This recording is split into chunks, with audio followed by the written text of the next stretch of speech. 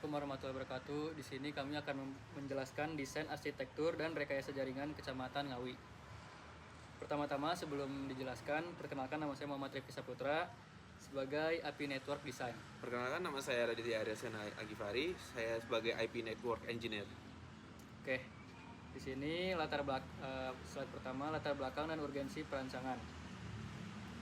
Digitalisasi pelayanan publik, kebutuhan interkoneksi data yang cepat dan terpusat antara 16 kantor desa dan kelurahan di lingkungan Kecamatan Ngawi, Jawa Timur. Di sini selanjutnya mitigasi single point of failure, menghindari kelumpuhan total jaringan balai desa apabila terjadi insiden kabel terputus di lapangan.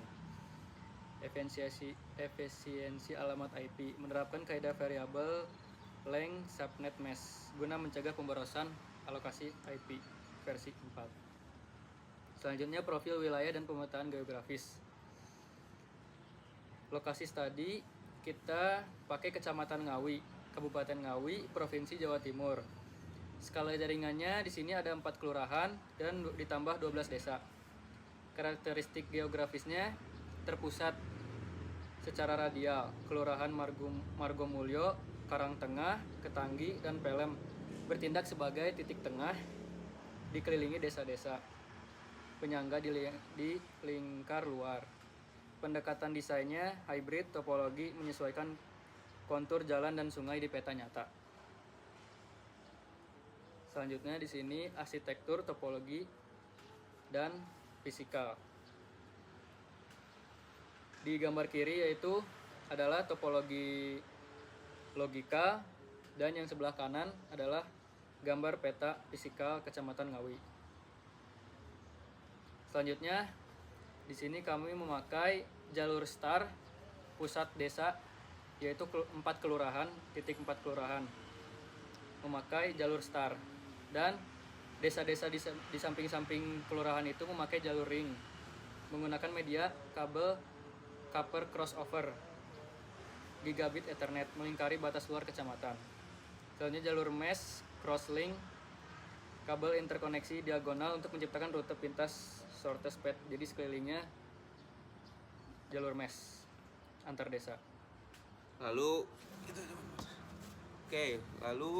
kita akan membaca di perancangan alamat IP dan WAN link antar router.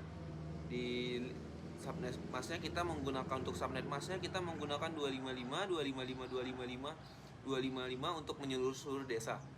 Lalu di IP desa tujuan kami ada menggunakan 10.10.2, 10.10.10.3 dan protokolnya itu kita menggunakan OSPF. IP desa tujuan kita menggunakan 10 sampai dengan 10.10.10.2 hingga 30.222 untuk IP desa tujuan. Lalu broadcastnya kita menggunakan 10.10.10.3 hingga 32.32.33 untuk broadcastnya. Lalu kita ke standar profil node desa. Kita menggunakan 5 device aktif, PC PT, terus lalu ada printer PT, lalu laptop, tab, hingga smartphone. Interface 1 terhubung 4 helai kabel, nyambung ke Grudo, Karang Tengah, dan Jurojo. Oke, kita lanjut ke implementasi layanan jaringan, yaitu DHCP dan OSPF. Di IP DHCP pool 1 kita menggunakan network 192.168.10.0, 255.255.255.248 dan default routernya 192.168.10.1. Router OSPF 1 log strip adjacency strip change no auto strip cost. Network 192.168.0.0.0.0.07 area 0. Network 10.10.10.10.0 lalu 0.0.0.3 area 0. Network 32.32.32.0 dan 0.00.3 area 0. Network 31.31.31.0 0.0.0.3 area 0. Dynamic routing OSPF v2 area 0 dipilih karena algoritma Dijikar shortest path first sangat cocok untuk topologi campuran yang memiliki jalur alternatif. DHCP server ditanamkan langsung di setiap router 2911 desa. Akses point murni layer 2 menggunakan tipe AP strip PT agar perangkat wireless klien mendapat IP langsung dari pool router desa, bukan dari hasil NAT. Pengujian tahap 1 ping dan validasi throughput. Di sini di gambar kiri di gambar yang ini kita menggunakan ping 192.168.10.9, maka operasional akan terjadi reply dan ping action improvement akan jadi sukses. Uji intro desa ping dan dari PC Grudo ke routernya sendiri, maka tersebut akan sukses. Lalu uji antar tetangga ping dari PC Grudo ke desa crack.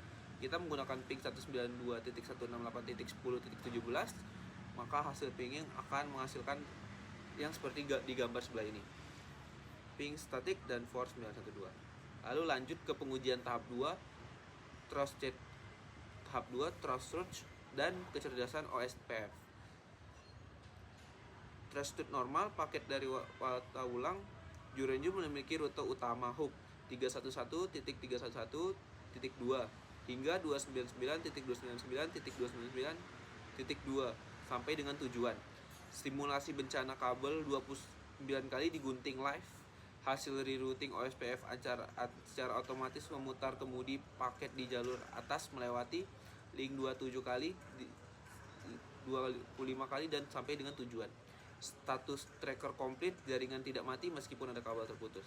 Di gambar yang ini berarti menunjukkan sebelum kabelnya dipotong dan masih bisa sukses. Ketika kabelnya dipotong, maka akan menghasilkan gambar seperti di sebelah kanan PPT, yaitu sesudah kabel dipotong maka tetap akan berhasil dikarenakan pesan yang dikirim memutari jaringan melewati desa-desa lainnya. Baik, saya akan menjelaskan bagian yang di live Kisco-nya, di mana kita masuk ke prom ininya.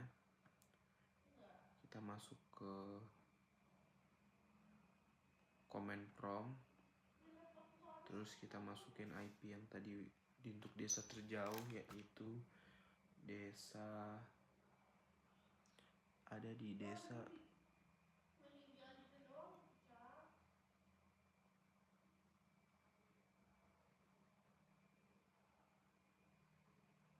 bentar.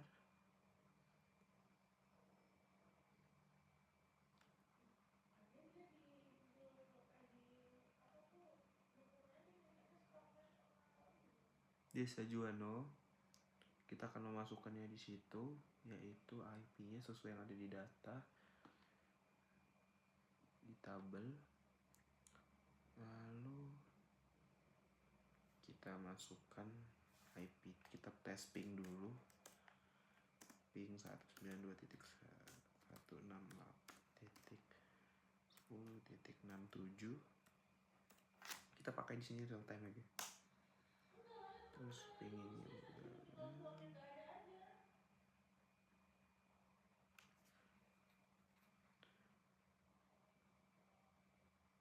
si reply 192.168, kita tunggu ya, dan pingnya berhasil, tes ping berhasil, maka kita masukkan trackernya.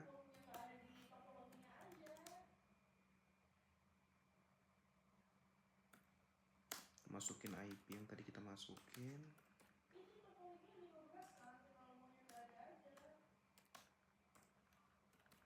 Oke, kita coba.